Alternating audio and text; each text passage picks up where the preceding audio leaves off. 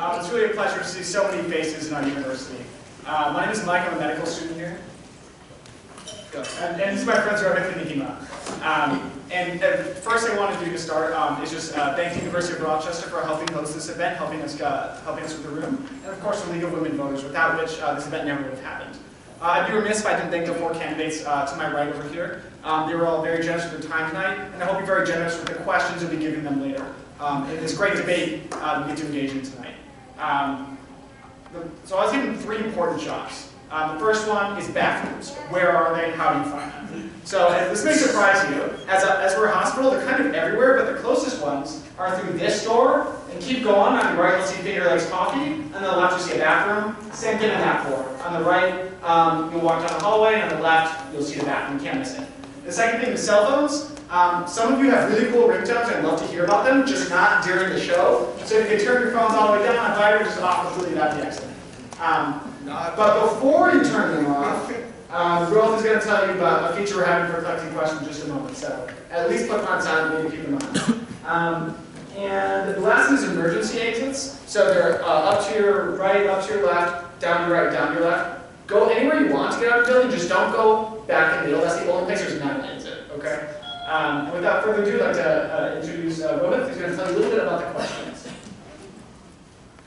Hi, so I'm just going to tell you about the question setup. So you can write any of your questions on the note cards, and Mike, Nima, or I will be by to pick them up. We can also give you more note cards if you prefer paper. If you are willing to use your phones, then you can go to slido.com, and there's a code 5556 on the board. You can put in your questions and kind of vote on them. So we'll see the best questions at the top and hand them over to Dr. Nossiger, who will be moderating. And now, Nima will tell you a little bit more. Okay.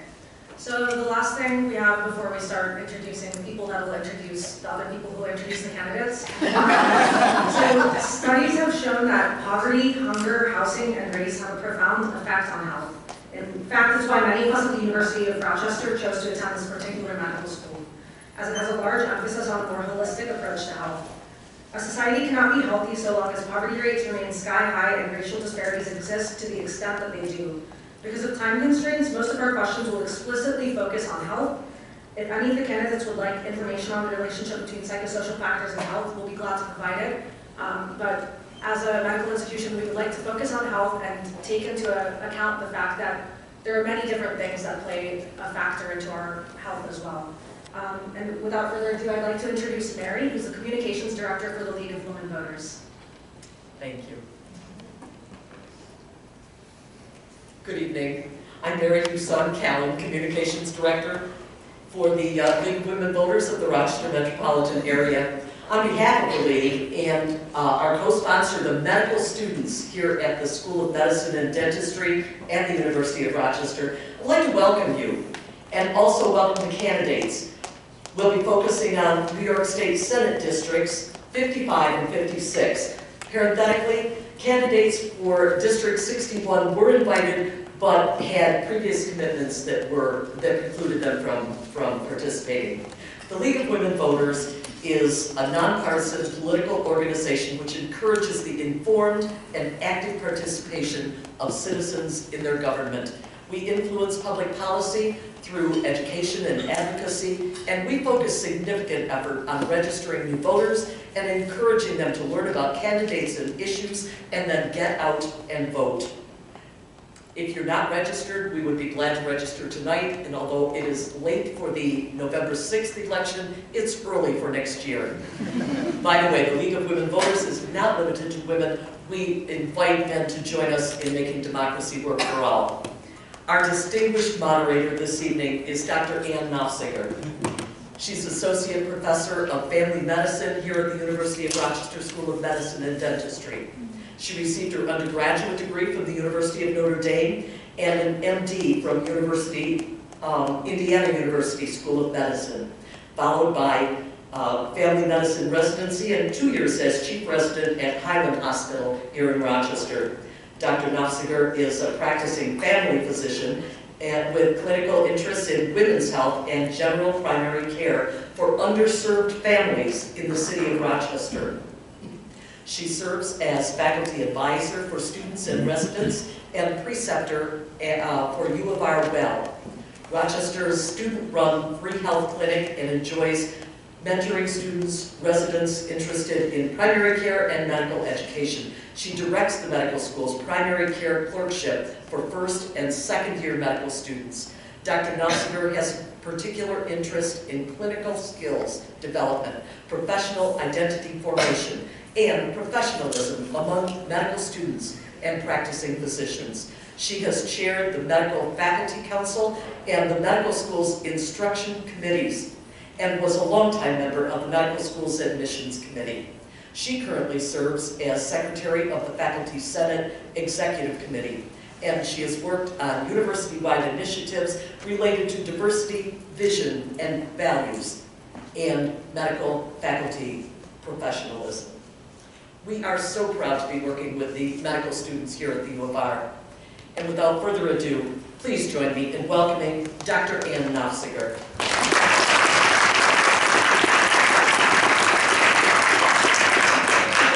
I apologize, that was really too long. So I'm really, really pleased to be able to welcome you all. I know that in the audience we have people associated with each of the campaigns, and we appreciate the work that you do and the work that you did to make this evening possible. And I'm also just really pleased to see faculty and students from the medical school and people who I don't know, probably from around the university. So thank you for coming. Just a little bit of a word about the format for this evening. I will be reading introductions provided by each of the candidates. Thank you so much. And then we'll move to ask each candidate to provide a 1-minute opening statement, which they'll do in an order that was determined just by drawing lots. After that, we'll move into some pre-selected questions for roughly half an hour, followed by questions from you, the audience. Thank you so much. If you still want to provide questions, feel free to do that. They'll be sorted and organized down here so that things that come up repeatedly can just be streamlined in the interest of using our time efficiently.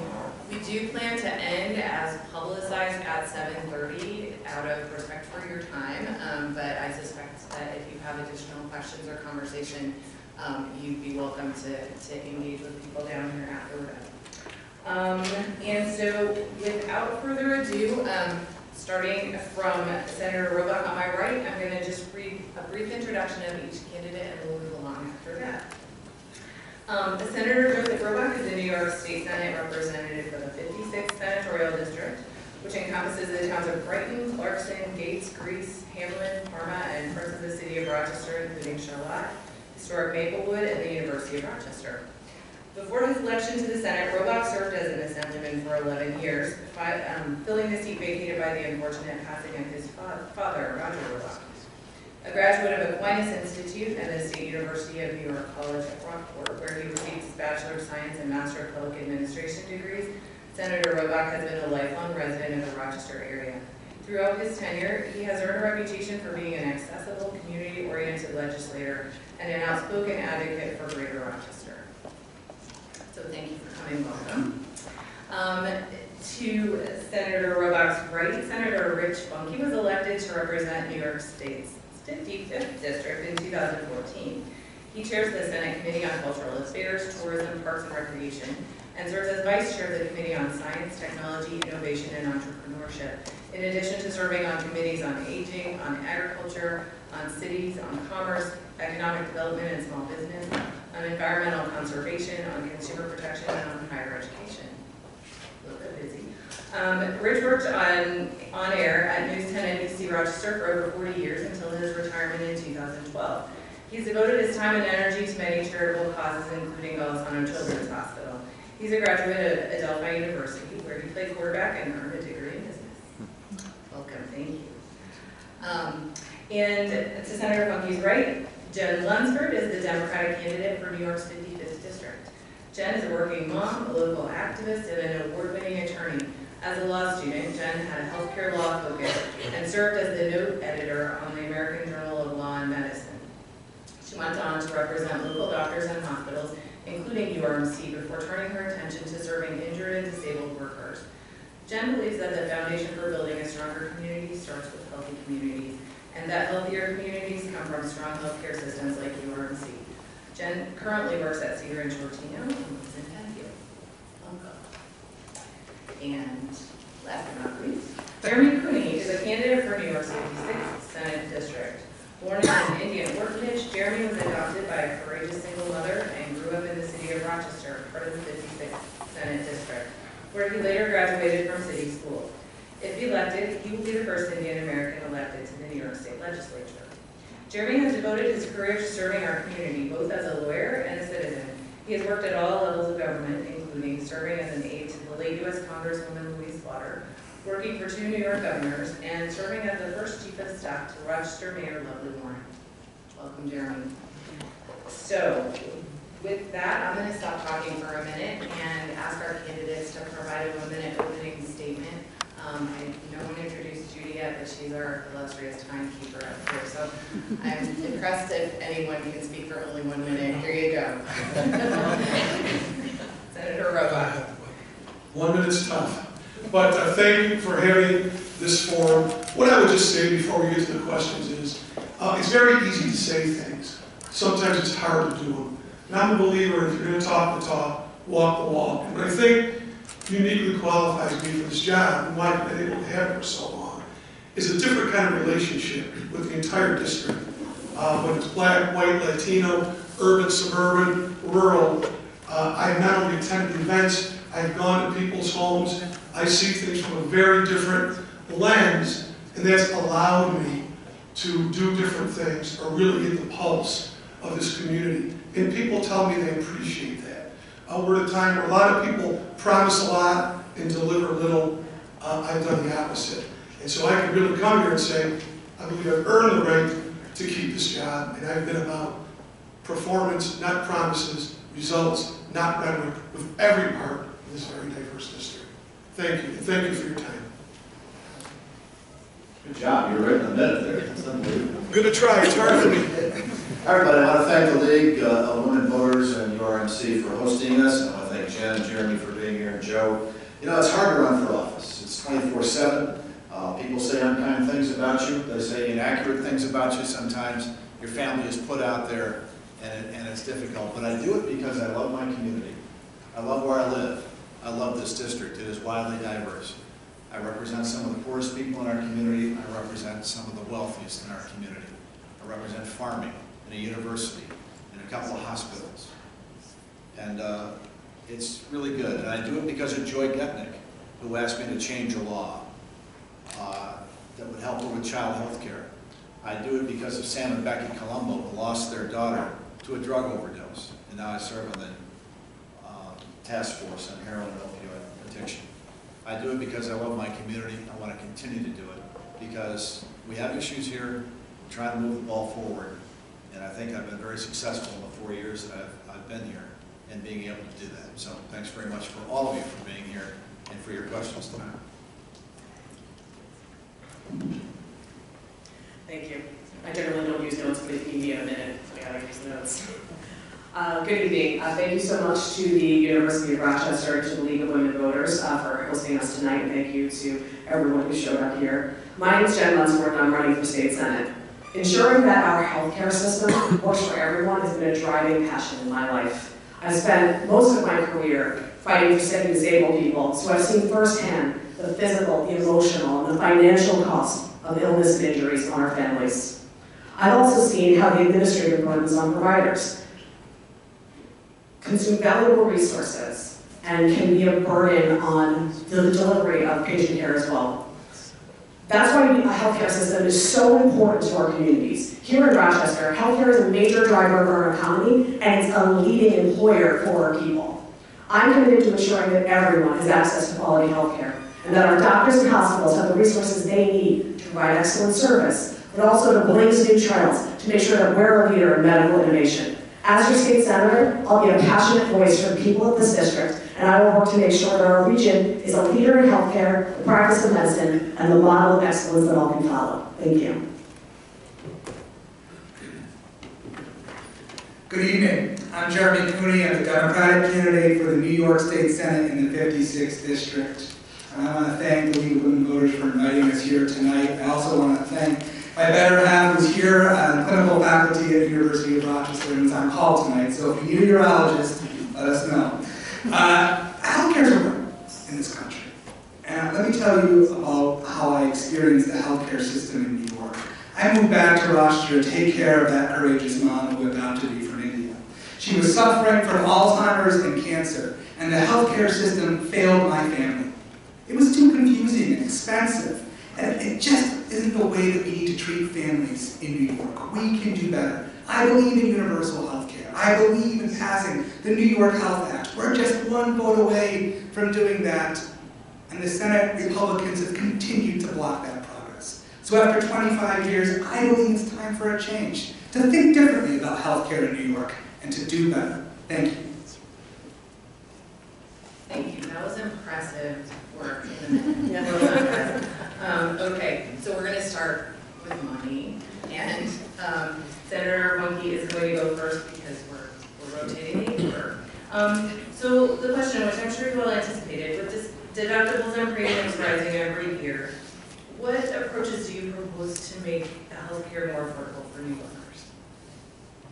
Well, there's a lot of things that we could talk about, but you know, if I had the answer for that, that's a magic bullet right there, right? Because everybody has been trying to determine how to make healthcare more affordable. We've tried it at the federal level. We're talking about it at the state level, but I can assure you this: single-payer healthcare is not going to make it more affordable. It's going to raise your taxes, and it's going to double your taxes. And a conservative estimate on single-payer healthcare, which is, by the way, the healthcare industry is 1/5 of our economy. It employs 1.2 million people in our state. Conservative estimates talk about it costing anywhere between $90 billion and $200 billion. And where's that money going to come from? It's going to come from raising taxes in a state where people are leaving because their taxes are too high now.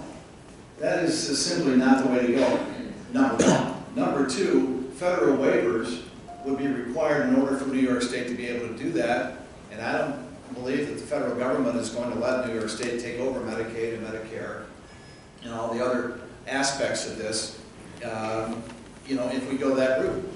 So, to me, single-payer health care is not the way to go here. And by the way, estimates show that for some place like the University of Rochester and Strong Memorial Hospital, 70% of the hospitals, it would result in them losing money. So, this is not a good idea.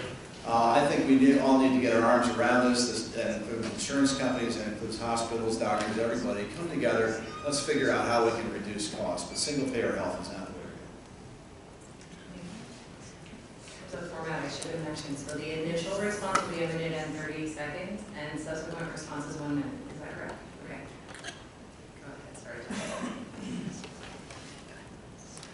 So that's what we shouldn't do. But I think that if you look at the actual cost of the delivery of healthcare and the cost to actual people, a single-payer healthcare system is the only solution. The RAND study that came out late last year, RAND, not exactly a liberal think tank, said that single-payer healthcare is the most affordable option, not just for individual people, but for the state. It is the most efficient delivery of healthcare. And while there will be a cost overall, because there is a cost to everything, the cost to individual people will be so much more manageable. The cost of businesses that already provide healthcare insurance will be far more manageable. The burden will alleviate from our individual providers, where they're only billing to one insurance company rather than the 30 or 40 they're doing now. They'll be able to offset their administrative costs and hire more clinical staff.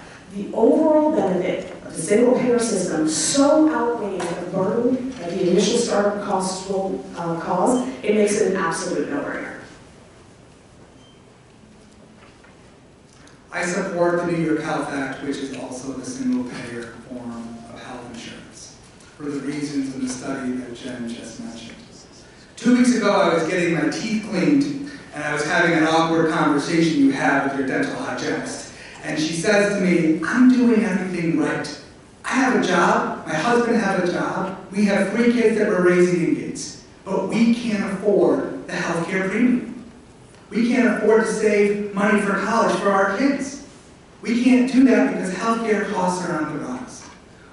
When we pass universal healthcare in New York, we have the opportunity to get rid of these high-cost premiums that hurt families, working-class families like mine. We have the opportunity to end the question about co-pays and deductibles. Do I need this service? Do I not? Let's let doctors and their patients make those decisions together. Let's get the politics out of the way.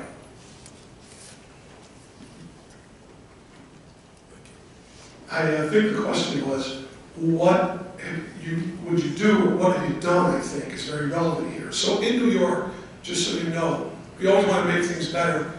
I don't know if I share the assessment that we're not already a leader in healthcare. I think we are, because this fine institution, a lot of hospitals, a lot of other things. And we have implemented Family Health Plus, Child Health Plus, the EPIC program, to help seniors with pharmaceuticals, and a lot of other things to incentivize businesses, even when we do economic development, to provide a certain level of healthcare. Because the goal really is meeting the need. Healthcare costs are going up because we're all living longer. That's a good problem. We have access to more technology. Now we have to figure out how we're going to fund it. But I want you to know this, and you should take solace in this. And I think if Joe Borelli was here, my colleague from the Assembly, he would concur, because New York has been pretty avant-garde and progressive and had a great working relationship. We're light years ahead of other states and where they are and who gets covered and what kind of care you get. But we need to do more. I would agree, because I don't know if that was the question. I do think, though, and Governor Cuomo agrees with this also, if we are going to do universal health care, it has to be done at a federal level, not a state by state. Because you might be offering apples to oranges and different things, and I can assure you, to my colleague Rich Funke's point, we have heard loudly and clearly from business people who say we are making decisions on where we're going to invest economically, and if you put that burden on us, we will be. And if you, oh, I'm sorry. Sorry. It's okay. So Ms. Lunsford will be first with the next question, which has a little bit of background to set it up. So as Mahima kind of reviewed, strong scientific evidence tells us people living in poverty suffer from far poorer health outcomes. A recent study in 2016 about Monroe County has shown that adult and child obesity is 1.5 times higher for Black and Latino citizens compared with whites. The smoking rate among adults is 1.6 times higher for Black residents compared with whites. Hospitalization rates from short-term complications of diabetes is 4.3 times higher for Blacks compared with whites, 2.5 times higher for Latinos, and then 1.3 times fewer Black and Latino residents of the Rochester area have their high blood pressure under control compared with white citizens. So I'm at my question now. Do you think that New York State should purposefully address the racial health disparities in Monroe County? If not, please tell us why. If yes, what specific legislation or change in funding would you propose? Absolutely. This is a population that I deal with on a regular basis. Many of my clients are low-income people, people of color, people who live in food deserts in our cities, people who do not have access to health care, even those who are insured. Many people living in the city who are insured have high deductible plans, and even though they have insurance, they can't use it. Even people who have Medicaid can't find doctors. The rate of the need for Medicaid doctors to the number of doctors available is abysmal. You know, when we talk about long wait times, look at the Medicaid system. This is a population of people who does not truly have access to health care, doesn't have access to fresh food, and are living very stressful lives, often working several jobs that makes cooking at home, working out, and going to the doctor completely unavailable to them. We need to address low-income populations, and particularly populations of color, to ensure that we have true parity in access to healthcare and access to food. That's why the New York Health Act is so important, because it would give everyone access to a healthcare system that focuses on patients and outcomes and not just dollars and cents. We need a system that is a wellness-based system rather than a sickness-based system, so that our children can grow up and be healthy, so that our children can be functional members of our workforce, can be better educated, and then overall, over time, our entire population will be healthier. This is an issue of equity. I grew up in this city, I still live in this city, I work for this city. And there are people across this community, whether you're in rural, urban, or suburban communities, that are struggling. So when we talk about single payer, let's put a face and a name to that. When I talk to providers, they tell me, I just want to see my patients. When I talk to patients, they say, I just want to understand how I can go see my doctor. It's not that complicated.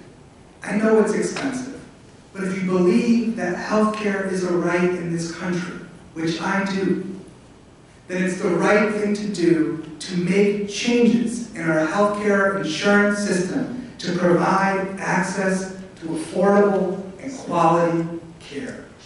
I know that sounds simple, but it really is a basic right that we need to stand up and have the political courage to fight and make happen in Albany. The system is broken. It can be improved, but we have to take action. Words are not enough. Very good question, and I always have to come at these different because I'm so acutely aware of everything that's going on. True, we can always get better, but I want you to know that these are facts. No one spends more money currently in New York State than trying to insure indigent people than New York. And there is a disparity. But our Medicaid is the richest. There is no co-pays. You're in. It's good. And then above and beyond that, we go, I just had a health fair with WDKX to get that group. Everything was free. Diabetes testing, flu shots. We even had a mobile mammogram for people to get tested. Many people took advantage of it. Great stuff. The Smile-mobile, Rich and I helped fund so people would get dental care in the poor parts of the city of Rochester. Our breast cancer bill, regardless of race, creed, color, sex, every woman can get tested for free. We even told places they have to stay open at night. Was thrilled to make that happen and also get an award from the Breast Cancer Coalition for getting those things done. These are things that are working. We have to build on those. There's so many more that I could tell you about on red time. But there are good things going on. We always have to look at more. I do agree that we do have to be preventive. That's the only way we can take money out of the healthcare system. If we all have better practices, regardless of our demographic or our income. Thank you. Jeremy keeps hanging on single-payer healthcare, but has no way to pay for it. So if you want to raise taxes, that's not a good answer. Poor eating habits is the question. I passed a bill, which is our farm to food bank bill, which allows farmers in our community to take $5,000 tax credit so that they have excess fresh food. They can take it to food banks, take it to bodegas, and take it and allow people to eat healthier. It was a great bill. We now have a checkoff on income tax now that you can check off to donate to to food banks and places where people are in need. Poor eating habits impact a lot of different things. Obviously, it impacts our education. And I wonder sometimes if we're not spending enough time in school working on things of that nature in our health classes, teaching people more and better ways to eat healthy. We don't seem to have a lot of focus on that in education today. It seems to be it's all about high tech. It's not about learning a trade anymore. It's about all these other things. So that's one area where we can certainly focus, teach people, educate them, because it certainly has a lot to do. It goes to school hungry. It's very difficult to learn. But we have done some things, a lot of things. And to Joe's point, one more thing, I'm sorry, 15 seconds. We spend over $1 billion a week on Medicaid in this state to provide benefits that are 70% higher than the national average. Over $1 billion a week. I think we're doing everything that we possibly can right now. Thank you. So Mr. Cooney is first on this next question, which is about the Reproductive Health Act. So the Reproductive Health Act, which revises provisions of the law relating to abortion, was not voted on by the Senate in the last legislative session. If it were introduced in this session, how would you vote and why? I support the Reproductive Health Act. I am the only pro-choice candidate in this race. I have the support from Planned Parenthood because I believe that women in New York need access to safe and legal abortion, period. We can't control the politics of Washington, D.C. But what we can do is we can stand up for women right here in New York. This is a bill that has been stalled in the Health Committee and the State Senate for too long.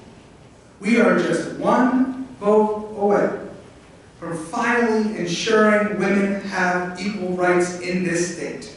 It's time. It's time. And while we can't control Donald Trump, we can make sure that we stand up and we push back and we stand up for women. I support that legislation, and we're going to get it done next session.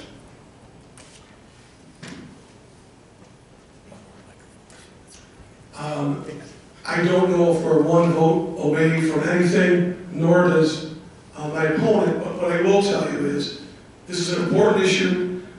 People have talked about the potential of, though Roe v. Wade has been the law of the land for 40 years, there's been every party in control, it's never been repealed or rescinded, that it might. So that's what the impetus of this is.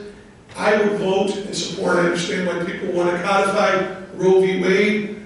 That reproductive bill, in my opinion and a lot of other legal opinions, would legalize partial birth abortion, take the time restraints off, and also allow non-trained doctors to perform abortions. I've heard from many people that that's not true. And I know some people want to say it doesn't do that, then all they have to do is change the language to say, we'll codify current Roe v. Wade, and then there'll be a lot of support for it. So if the goal really is to protect, that's very different. If it's to go above and beyond, I clearly tell you, I'm not for those two things, nor will I ever be. I'm not for partial birth abortion. I'm not for late-term abortion. I am not for non-doctors performing abortion. I think there's a certain level of fear-mongering that goes on with regard to this particular issue and continues to go on. And it has to do with the federal government. There's been no indication from anybody that there's going to be a challenge to Roe v. Wade in the Supreme Court. Nobody has brought that forward, number one. Number two, even if they did, the Rockefeller Institute has conducted a study here in New York State that indicates that it probably wouldn't matter anyway with regard to New York State's laws. Wouldn't matter. Everything that's on the books here was on the books before Roe v. Wade. So, I don't know that any of this is frankly necessary. And New York State, by the way, leads the nation in abortions. So if anybody thinks that women are being denied access, I think you're wrong. There is some fear-mongering going on here, and it's coming from my left. The idea that Roe v. Wade is protected here, given what we're seeing in the Supreme Court right now, is a flat-out lie. In the last 40 years, we have not had a Supreme Court this conservative. Roe has never been more threatened than it is right now. And let me tell you about the Reproductive Health Act, because I have read it, and I'm one of these people, telling Senator Robach and telling Senator Funke, that does not allow non-doctors to perform abortions. It is a law that makes it possible for women who are in need, families who are in need of an abortion at a time when they are going through what is likely one of the most difficult situations in their lives, to make a decision that is right for them. I'm going to tell you a quick story about my friend from college who had a beautiful baby girl when she was 25, and she loved that baby girl. She then tried to get pregnant again. She was pregnant 3 more times and lost every single pregnancy because she was just having a hard time, like many of us do.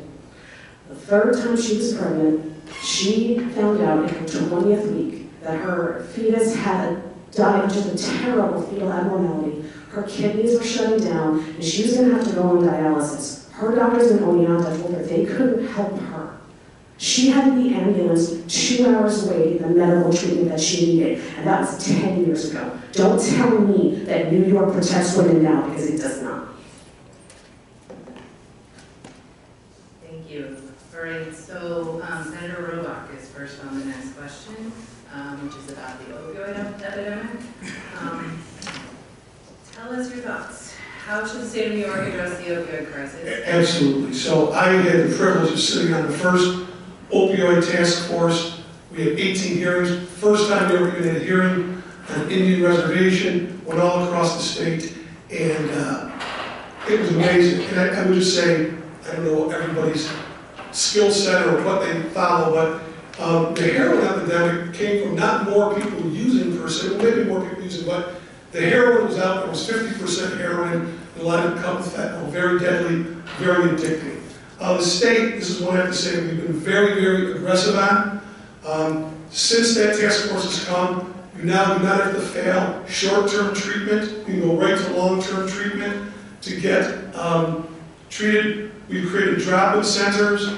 We have both sponsored. Narcan is now for free, not only to first responders, family members, and everybody else, which is saving a tremendous amount of lives. And we continue to really try to work with families any way we can. We've created more beds. We're slated to even get 18 adolescent beds here in Monroe County and Ville of Hope, trying to get the younger people out of the system as early as they can. And very happy to be an announcement not too long ago where Huther Doyle, in addition to methadone, will now offer Suboxone in our region. And I think you have to use whatever you can to make sure you combat this. This stuff out there is deadly, it is killing individuals, and it's wrecking families. But I do think New York's on a pretty aggressive path, and we're going to have to continue to spend more money because this is a real epidemic that's impacting real New York families.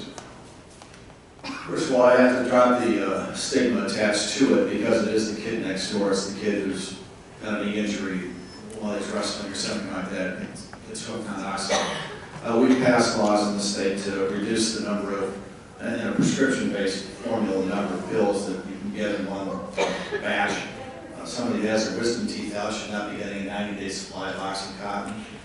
So we've done some things there. We provided $214 million to this effort. I think we also need to come up with some tougher laws because the one common denominator in all this stuff is that somebody sold it. You can't arrest your way out of this crisis, I know that.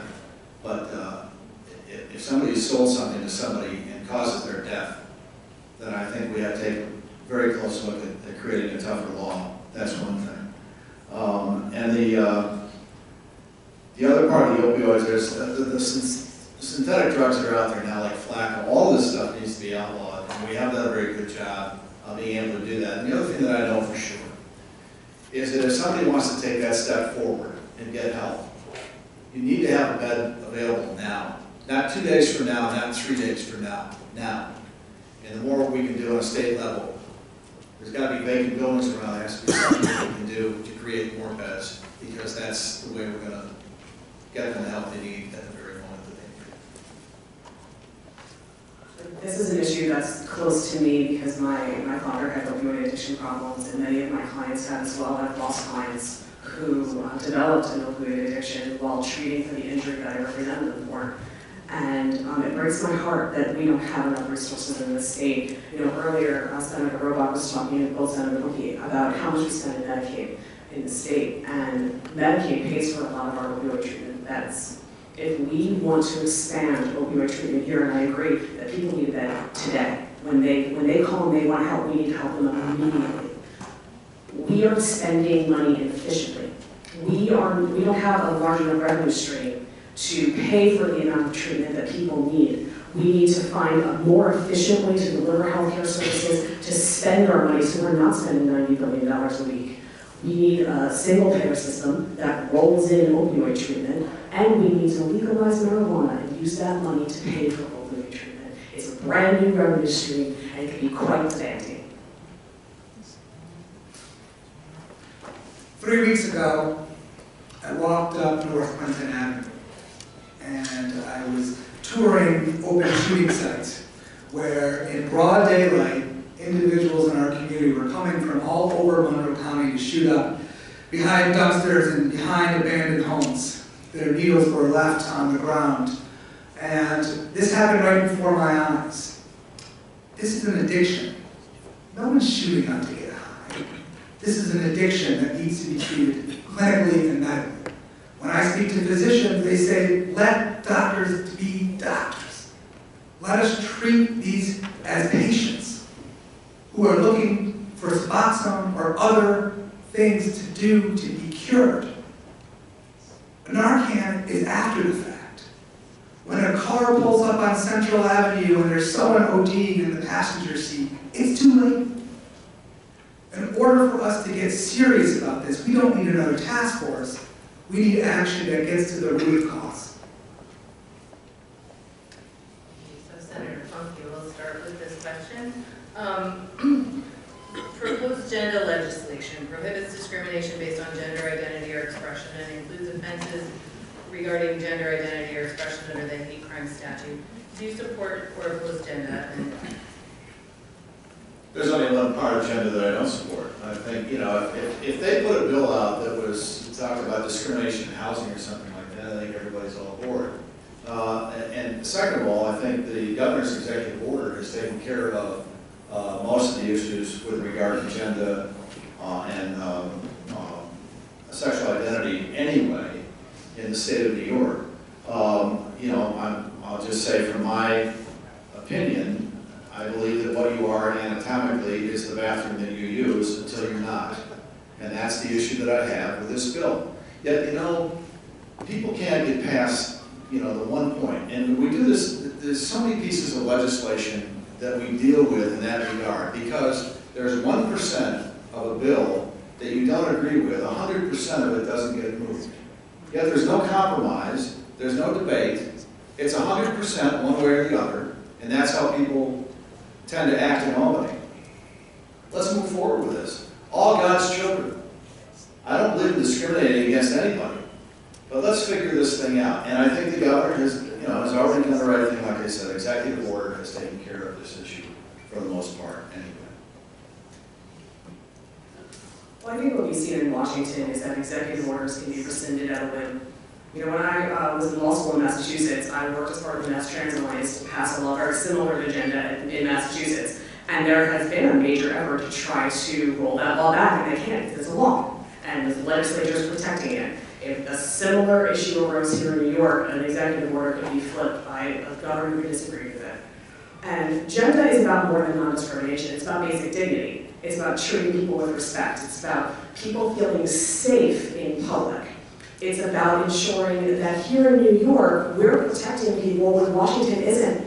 Because what we're seeing coming out of the Department of Education, coming out of the Department of Health, coming out of the White House this week is a concerted effort to roll back protections that exist federally for people who identify as trans. And we need to make sure that we have a system here that protects our kids in school when they don't feel safe changing for gym, that protects people in bars and restaurants when they just need to use the bathroom.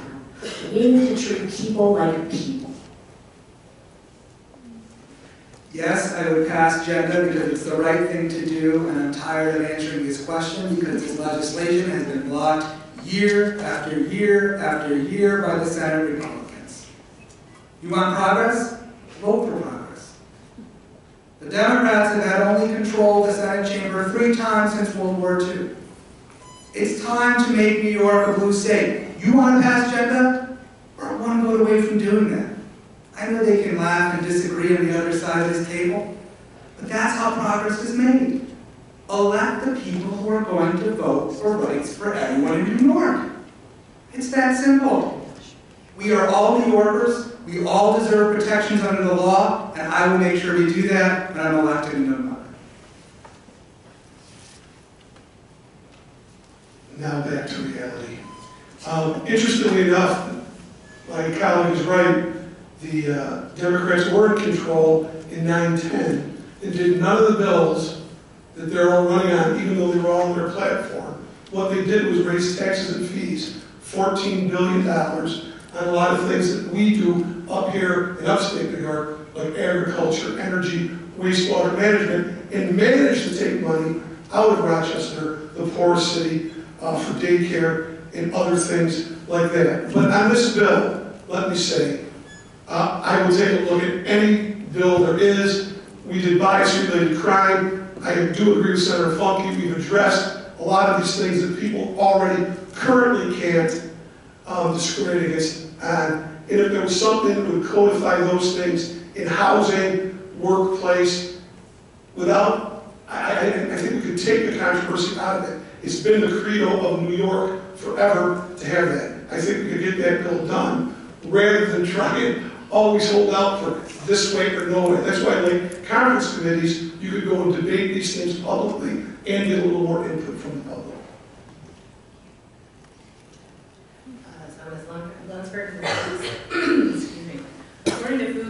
approximately 19.4% of children in the greater Rochester region are subject to food insecurity. What should the state do about this? We need to ensure that when kids wake up in the morning, that they go to school ready to learn. And that means that they need to be fed, that they need to feel safe, that they need to know where their next meal is coming from. And that means investing in our neighborhoods and investing in our people. We need to end the food deserts that pervade this county.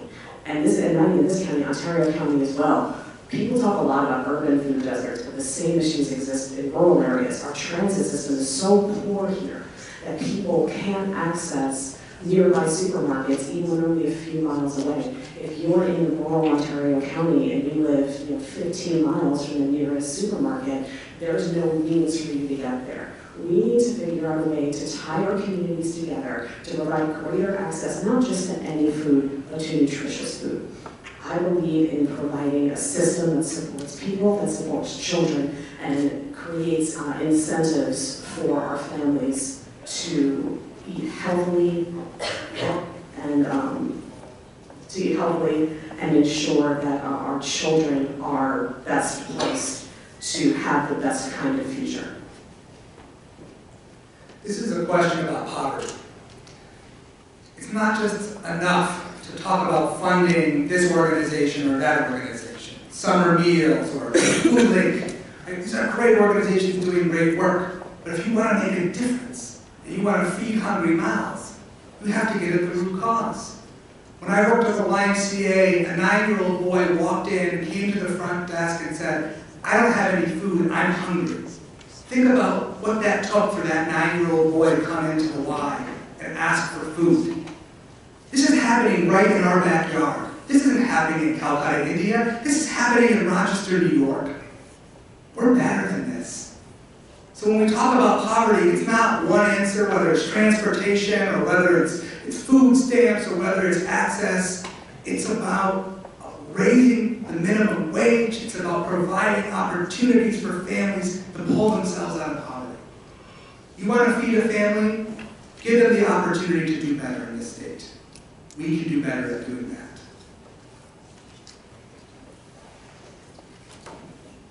So, New York leads the nation in kids getting free and reduced lunch at school, but they have to attend school to get that. So maybe we do need to look at that causal and why the absentee rate is so high in certain school districts. What I would say, not only New York State, but this community in particular, we not only have done the farm market, we have funded, and I do think they're important. I disagree that funding programs isn't important, it is critical. We now freeze-dry healthy fruits and vegetables that can be given to poor people and indigent people throughout the year, working partners with Food Link. Not too long ago, Senator Funke and I were there to announce many of the things that we're doing, and they are absolutely a leader, more so for the adults and the children, families. People are given vouchers where they get food for free at several locations around the city of Rochester, where people frequently attend, and there's more and more information being told to everybody in our community, and not only being able to access what's healthier food for your kids through diabetes programs and others, and we just have to stay on that track. There is no question that the cornerstone of health is good habits, as well as, I was just reading, they're now saying that even lack of exercise is almost as dangerous as a lot of other things too. We have to make sure our kids and young people of every segment get that as well.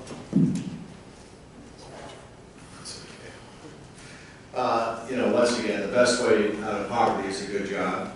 So we need to be looking at those things always, and how we can create good jobs and how we can incentivize companies to create better paying jobs and so on. Our Farm to Food Bank bill has been a winner, I think, for a lot of people in our community, for farmers as well. And I think we need to educate parents a little bit better about what they buy and why they buy it, when they buy it, and how they are feeding their children. Because I think that sometimes that's an issue as well. So maybe that's part of the education process, to better educate parents. I don't know, do PSAs, do whatever you got to do to teach parents how to better feed their young people. What we do, I have to say, we spend a boatload of money on it. Again, over $1 billion a week in Medicaid. We spend in the state of New York. So we're trying our best. Thank you. You guys are doing great on time. So Mr. Cooney starts with the next question. Just a quick PSA to the room. We're going to transition now to questions from the audience. Thank you so much for these thoughtful ideas. If you are sitting there holding a question, hold it up and somebody will come and collect it. And the committee over here will organize them. Okay, so the first we have in my hand right now. What are your thoughts on the Child-Parent Security Act that would legalize gestational surrogacy in New York State? New York is one of only a few states where surrogacy is illegal. This is a major roadblock for couples facing infertility and same-sex couples. So I approach this legislation from my own experience as being adopted. And so when you talk about surrogacy, or whether you talk about abortions, this is personal to me. And I do support the legislation, to answer that question directly. And I think it brings us to a bigger conversation around maternal health in this state. Right? We need to, as people are getting older and having children later in life because of our changing job market and career paths, we need to have a realistic conversation around awarenesses of maternal health. You know, in Monroe County, 1/3 of expectant mothers don't have access to prenatal care, or at least good prenatal care. You gotta do better when it comes to raising healthy babies, because healthy babies need healthy moms. And I want to support making sure that everyone has access to affordable and quality care in New York. I have to admit, I am not familiar with the legislation, but I think that consistently we have supported anything in that category. New York really does. We almost mandate more coverage, even for private insurance, let alone others. So certainly, if it was something that would add to healthy moms, healthy children, it sounds like something I would support. I will certainly make this pledge to you. I will make sure I go home and read it. If somebody has a number on that bill, I can even look it up right now while we're talking. But yeah, it sounds like something, and we have done other things to allow more women and families to have children as well in the state prior to this bill that you mentioned just now. And one of the things that comes to mind is one of our senators led the fight, and we supported the in vitro fertilization coverage in New York State. So obviously, Joe and I are on the same side on that, because that becomes a very expensive proposition, certainly for people. And that's something that we passed again this year in the Senate. I was actually going to bring up that in vitro fertilization bill, because that's a great bill. And I have people very close to me that need in vitro fertilization. I myself struggle with pregnancy, but the problem with that bill is it only covers in vitro for same-sex couples, or rather for opposite-sex couples. That's concerning to me. I don't see why there would be a carve-out just for opposite-sex couples. Same-sex couples have fertility issues of their own, and surrogacy is an important factor in dealing with infertility, dealing with reproductive issues generally. Whenever you deal with surrogacy bills, the concern is always that there will be an issue of it being predatory or disproportionately impacting low-income people. So I think as long as we have appropriate protections to make sure that everyone's being taken care of, and that any money being exchanged is on the up and up, that I would be very supportive of a bill like that. Thank you. All right, so we'll have Senator Roebuck begin with the next question, which is something you guys are stretching me here. I'm not familiar with this. Would you sponsor legislation that would bar insurance companies from making coverage decisions based on unconfirmed advice from cost containment companies? Absolutely. So and again, I think you should be glad you're in New York. We're leaders. I've passed a lot of bills on covering more things. Yeah, I won't bore you. There's even a thing called PK, where kids who can't process certain foods. I said we cover it for elderly people and nutrition. We should, cover it for this. I've always thought health care that you pay, well, any health care really should be as comprehensive as it can be. Can it add to the cost? Certainly can. But I think you should expect that out of your health care coverage. no matter what you do. And there's also another issue that people are getting more concerned with. I think we should head off right at the pass. And again, I know my colleague Joe Morelli had passed the bill in the Assembly, and I believe we did in the Senate too, trying to stop people preventing when they can find out if people have a predisposition to any kind of disease or other things. That would be a little bit scary. Medical technology is great, but again, the goal of healthcare always has to be to get you and your family the coverage you need, and I've always voted that way in the past, and I will continue to vote that way as long as I'm there. I found out over the past 4 years that getting insurance companies to come to the table is not an easy thing to do. We worked on the workers' comp legislation in the last couple of years. We were able to get workers' comp rates down, and the insurance companies were brought to the table then. But it's very difficult to get information out of them when you talk about, for example, malpractice insurance, which should be important to the aspiring doctors here or the doctors who are here in the room. It's very difficult to get information out of insurance companies as to why the rates are so high. One reason may be that we don't have caps on pain and suffering. Maybe that's something that we should be looking at. But to get information, we should hold insurance companies accountable and bring them to the table, make certain we get the information out of them that we need to make informed decisions. The reason rates are so high is because we have a profit-driven healthcare system. We have a system that puts pennies in front of wellness. We need to treat patients like patients. We need to provide health care, not sick care.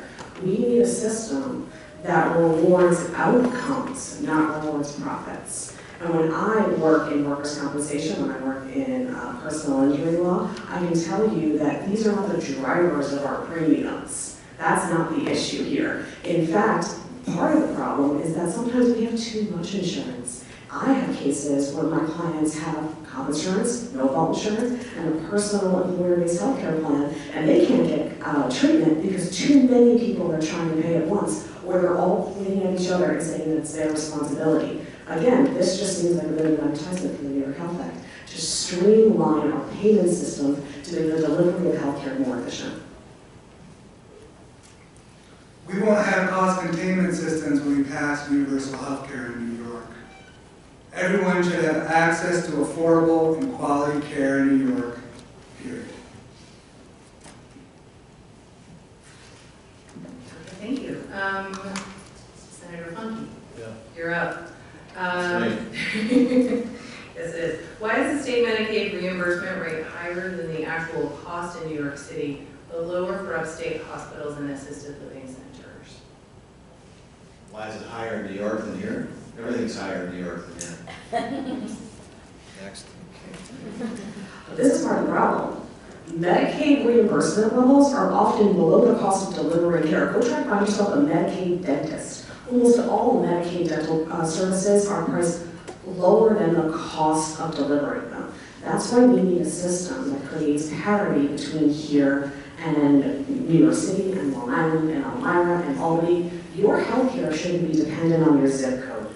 You should have access to quality care regardless of where you live, regardless of whether you're employed, regardless of whether you can afford it, regardless of whether you have a pre-existing condition. Healthcare is a right and we need to treat it that way. I agree. Healthcare is a right. It's time to pass universal healthcare in New York. But this brings up a bigger issue about parity in New York and upstate and downstate. And we've had a lot of conversations over the past several years that there are real differences between New York City and our communities here in upstate. In the new Senate Democratic majority, which I'm convinced is going to happen, we need to make sure we have representatives from upstate New York that are part of that new Democratic conference. It's important that we have a voice because if we don't, we will be represented by a delegation that will not have a seat at the table. And that matters for all the programs that Senator Robach and Senator Funky mentioned, because that funding is going to go away. It's important that we have representation for upstate New York when we have a new Senate Democratic majority come January. This is one I just know a little too much about. One of the things I usually talk about when I have more time is balance and fairness in government. In New York City, they get their Medicaid reimbursement for long-term care is 4% above what it costs them to deliver. It's 11% on average for all of upstate New York. That is solely because we already have a very New York City-centric government, and if it's all controlled by one party, it will even go more so. I have literally been in the room, if you listen to nothing else I said, when Sheldon Silver, the then leader of the Assembly, said in front of me, if we control New York City, we control Erie County, we control the state.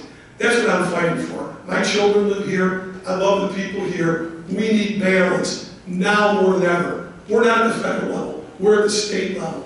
And take my word for it, whether you're in medicine, a regular citizen, everybody else, whether you're a liberal or conservative, you want to have some balance. Because all you have to do is follow the money. And what I told you before was absolutely true. When they were in control, they decimated us. They didn't put tax on Wall Street. They put tax on jobs that we were up here and chased people out of upstate New York. We can't allow that to happen again. Thank you. Ms. Lunsford. This is beautiful, tiny script. Bear with me. I'm going to take off my glasses. There's talk about access to healthy foods to improve individuals' health in New York. Much of the food comes from the backbreaking labor of low-wage immigrant farm workers who themselves cannot access health care. They're a hidden, vulnerable population who are geographically isolated from healthcare systems. They're banned from basic labor rights, including the right to fair pay in and day off, and oversight of workplace health and safety. So first, how will you take action to protect the rights of this vital, vulnerable labor force and improve their access to health care? And second, do you support their right to have a driver's license so they can seek health care? So we have a second-class citizen in this country. We have what is effectively an indentured servant class, and we benefit from their hard work. We pay less for our strawberries and less for our apples because we have a class of people that we take advantage of.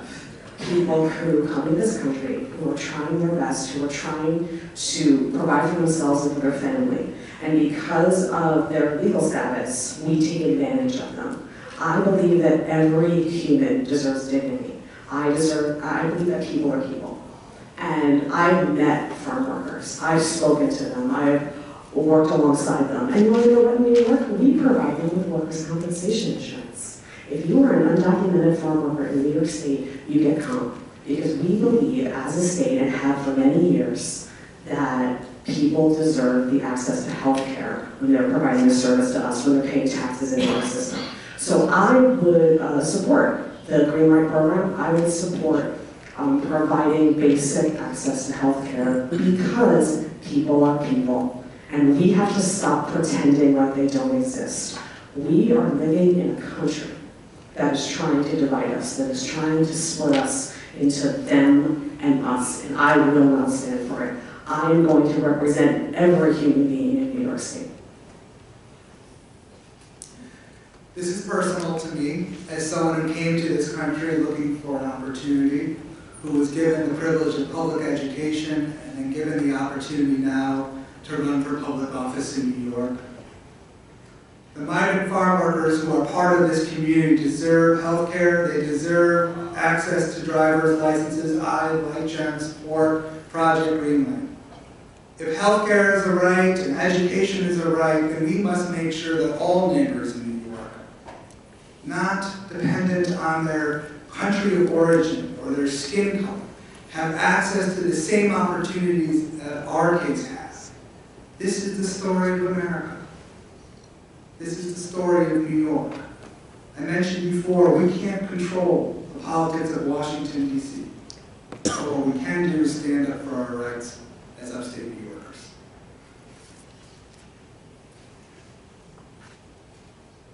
I only had the opportunity once to go to the Farm Workers' Rights Bill in committee, and I voted for that. I've always felt, I never understood why the rules are different for the person that puts the vegetable in the can in the factory, why it's different from the person that picks it in the field. I think it's personal for all of us. 3 of my 4 grandparents didn't speak English. My Italian grandparents never drove a car until the day they died, and they took some tough jobs so I could go to school and do different things. And I would agree with the sentiment, probably everybody, that in work as well as life, we should treat people with dignity and respect. I think the picture's bigger, though, on the licensing, because it is relevant. We should have a better federal process. And again, I rarely do this, I'm not at the federal level. But there should be a better work visa where people are here legally, at least temporarily, so they can be vetted. They can get the things they desire, at least temporarily. And New York's passed a lot of bills on housing and other things for migrants, but we really need the federal government to act above and beyond that. I do think these people are part of the economy now. You just want to make sure we're doing as legally as possible, and we avoid, unfortunately, some of the things that have come with it that have been troublesome to certain communities. You know, without these employees, farmers can't do what they need to do. Having grown up on a vegetable farm, I know what it's like to pick sweet corn, tomatoes, and potatoes every morning for my dad. It's tough work, it's hard work. They deserve respect, they deserve our respect for being here. And I agree with Joe that I think that something needs to be done at a federal level to figure this out, and the sooner the better. Thank you. Mr. Cooney takes the first stab at this. Excuse me. Mental health problems have been on the rise in Rochester. Many citizens turn to drugs or become homeless because they're unable to hold a job. What is your plan to address the increase in mental health problems in our city to help people so they can live a more normal, healthy life? I was at City Hall when we started the anti-poverty initiative process, and one of the first things we did is we went into the neighborhoods we were looking to serve, and we did a grassroots survey. And we knocked on the door and we asked people what was on their mind and what was important to them when talking about anti-poverty. And we were all thinking it was going to be about transportation or about finding a job. And the number one thing that was said was mental health and access to culturally appropriate mental health services in the city of Rochester. And we all kind of scratched our head and said, really? And we went back and we asked the question and kind of said, there is a huge crisis of faith in this community. People are depressed. There's generations of poverty in this community that have never known something better for themselves. So I believe that mental health is part of our physical well-being. We have to make sure that everyone has access to mental health services. That's included, by the way, in the New York Health Act. And I think we need to recognize that mental health can't just be about trauma. Mental health has to be informed and part of our daily lives every day, especially when you're from a community that's dealing with the extreme levels of poverty that we are. So recognition is one thing, implementation is another, and I would urge us that as we look to fund and support programs around mental health services, that we make sure that they are culturally appropriate for the populations we're looking to serve.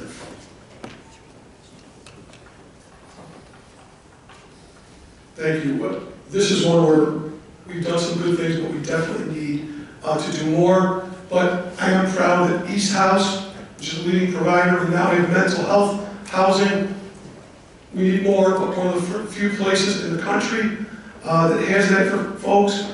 We have NAMI over in the Village Gate where people can drop in for mental health, which is very good. And also we passed Timothy's Law, which makes insurances cover more mental health things. And I think they should, even if it's you, let alone your child, if your kid's fairly healthy physically, but there's something chemically wrong with their brain, you want to get that treated, and you get an idea of comprehensive coverage, we're working more towards that. And I would say lastly, which I'm a huge believer in,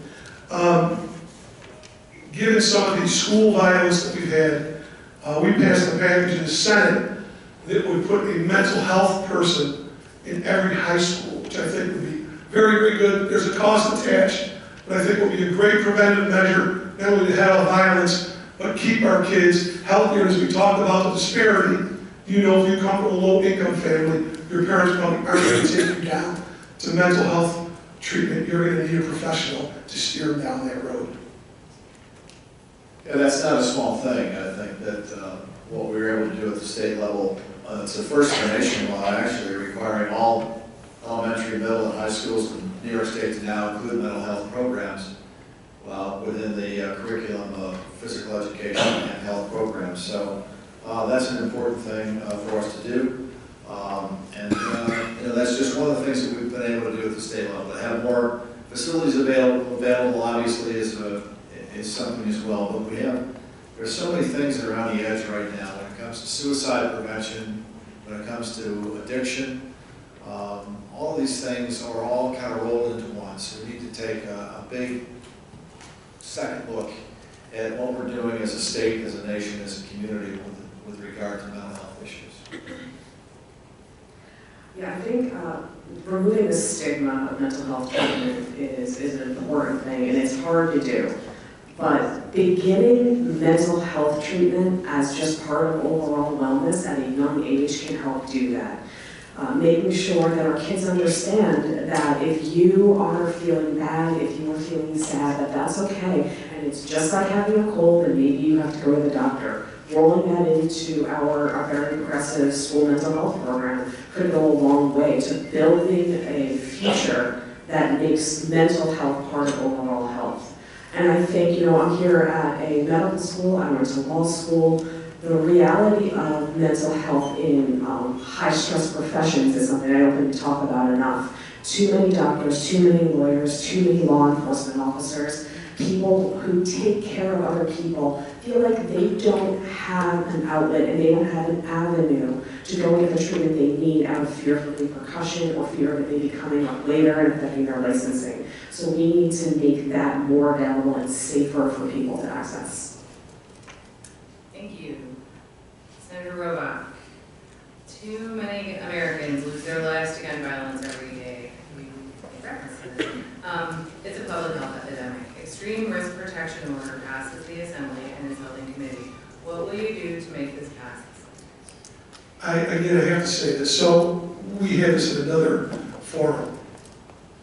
I am not exactly sure every component in that bill. What I can tell you is I voted to take guns away from people that are involved in domestic violence, increase penalties on felons that use a gun. I think we put together a very aggressive school package that would not only give money for equipment, optionally school resource officers, trained ones. I'm certainly not for arming teachers. I'm not afraid to disagree with the president or anybody else on things I don't agree with. And the most important component to me is mental health.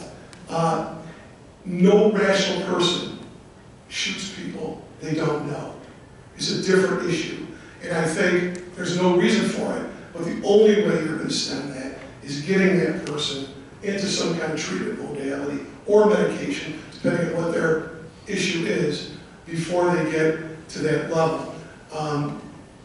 I do have to say, and I'll look at it, I don't think taking guns away from law-abiding people who already have the strictest laws in the state of New York will solve the problem. Unfortunately, bad guys and people that have issues seem to find a way to get them. So that's the approach I always take it. Very pragmatic. Stop it before it starts, and once you're in the other category of being a criminal, we can. And I'll tell you another one that's going to alarm you. In New York State, we have a current administration that's letting a lot of people who've committed a crime with a gun and murdered people, even recently a policeman, out of jail early, extra early. I think that's stopping that practice. We supposedly have the toughest gun laws in New York State right here, but it is about mental health. Whatever we can do on the mental health side to be able to protect people. I'm not in favor of taking guns away from law-abiding citizens. People who are legal, registered, licensed gun owners, statistically are the most law-abiding people in our country. But whatever we can do to get illegal guns off the street is what we need to be doing. We need to focus on that.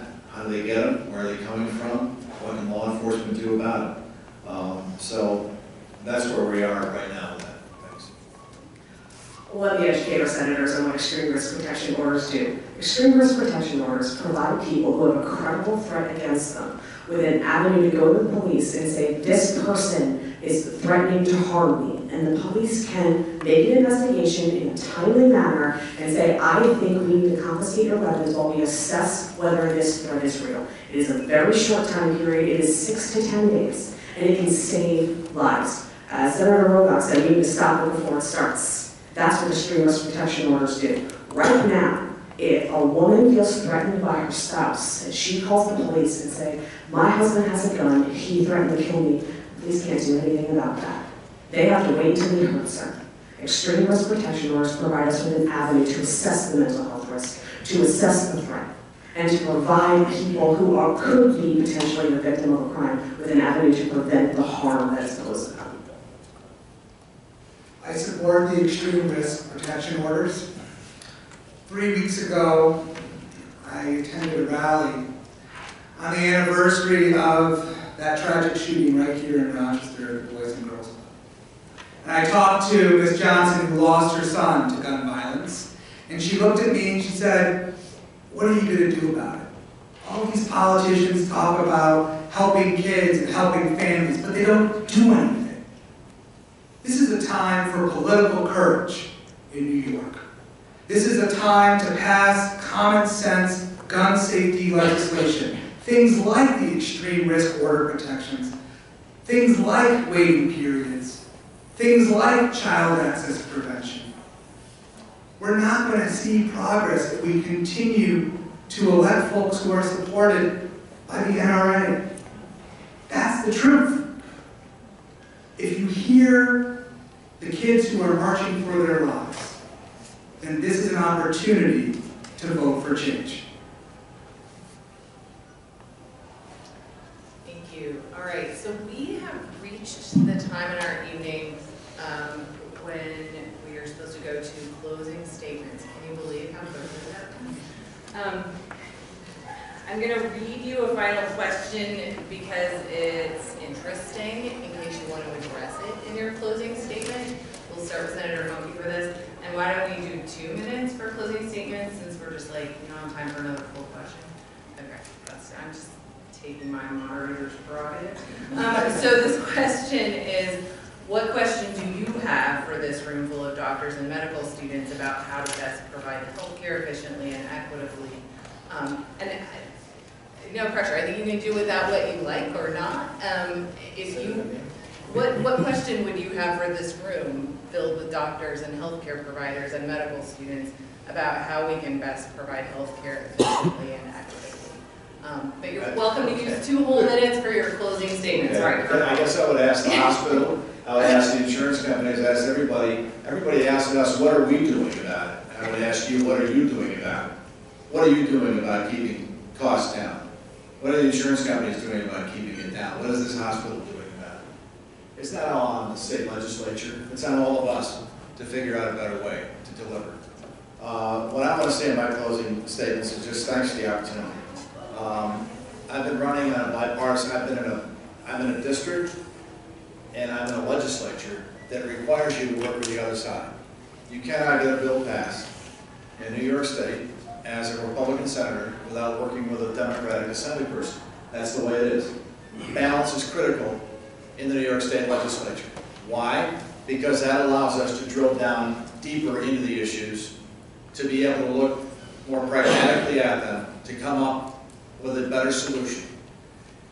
I can tell you this, you go all Democratic in New York State and there is no speed bump along the way, you will be run by New York City. And let me tell you how the resources work. The party in power has the opportunity then to direct more funding to their region. We have 6 senators in upstate New York in Monroe County that are Republican.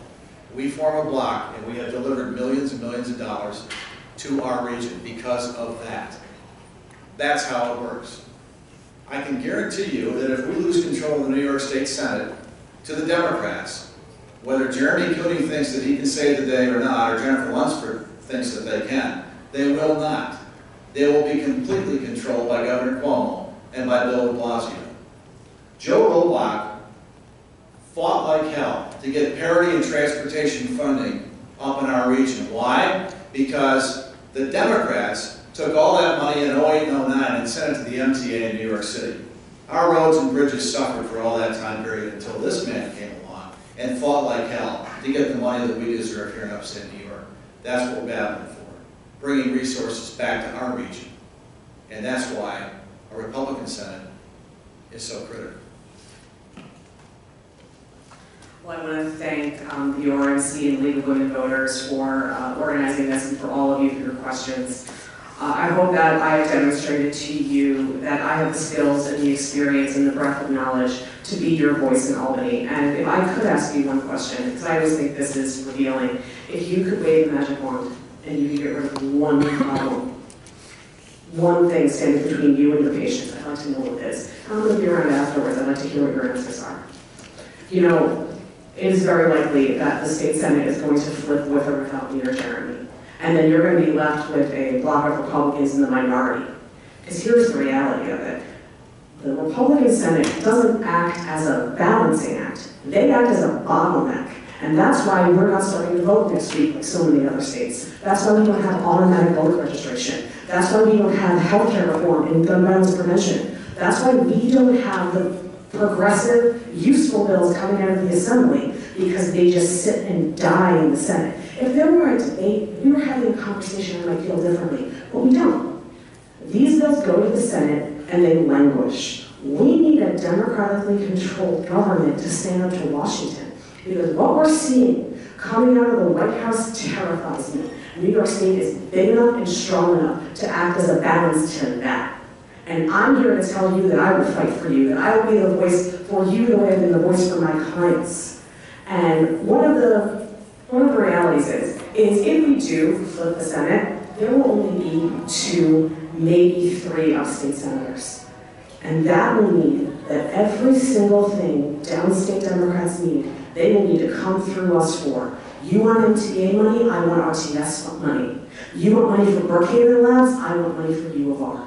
They will need to come through us to get across the bridge, and I will fight for you, and I will be the gatekeepers to make sure that we get everything we deserve.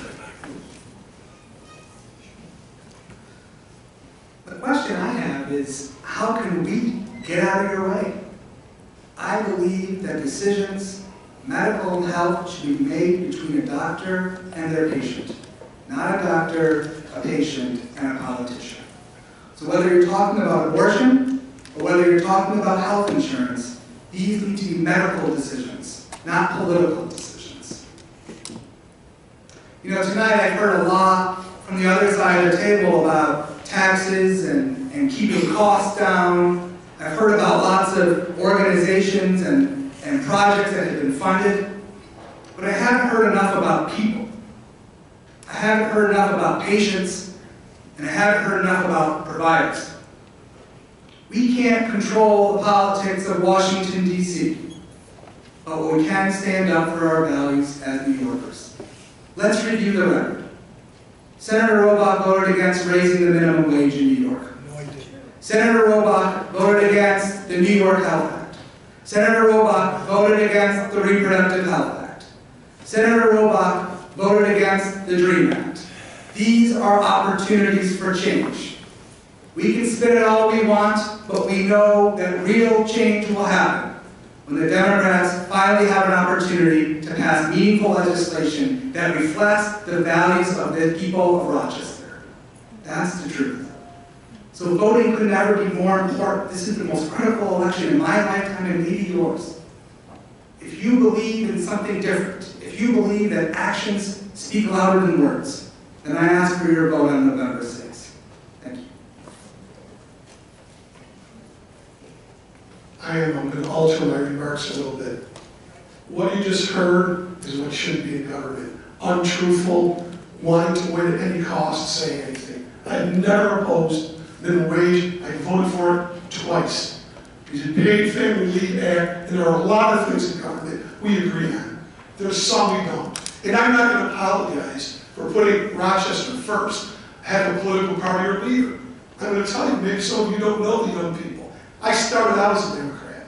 I switched parties to run in the most challenging district in upstate New York that people thought I wouldn't win because of exactly the dynamic we talked about here today. New York City is a great place, but it is not the be-all and end-all. People up here have rights too. And guess what? If you don't have a job, or we're not funding health care, when you get your degree, you're going to go work somewhere else. And that far too long, even with the little bit of balance we have, has already been too strong. This is what we're fighting for. To me, it's as personal as it can get. All 3 of my children live here. One of them wanted to move. I begged them to stay. We have to make this place about affordability, opportunity, and fairness and equity. And I say to you, not only will I do it, I have done it at great expense to myself. A lot of work, a lot of time, and a lot of courage to stand up. Again, not about rhetoric, about results. And I've done it civilly, and I've worked with both sides of the aisle, even though I don't like what they're doing. So I hope, for those of you that are open-minded here, I think I have earned the right to ask for your continued support and feel it's in the best interest of this community and the people I have the honor and privilege to represent. Thank you.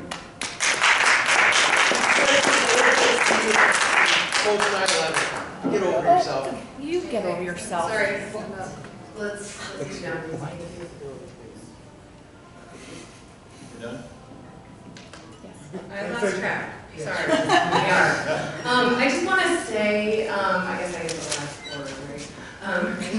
Somebody said earlier, it's no joke to run for office, and I believe that is very much true. I want to thank each of our participants tonight for their service and their willingness to put themselves out there. I think we really need to respect that is the public service that it is to do this work is very big, and we are grateful. I personally enormously value public discourse that is cordial, and I really appreciate the expressions of opinion from everyone. And I would ask for continued respectful conversation afterward. I think I see people in my practice, I speak with students every day who do and don't see things the way I do. But there are so many things that we can work on together, and health is something that we all can believe in, and it really takes a lot of conversation and collaboration to get to solutions that are going to work, because we don't really know exactly what is the best thing in a lot of cases. So thank you so much. We had no idea how many people will be in this room. I'm delighted with how many people are in this room. Thank you so much for spending your evening with us. Thank you so much for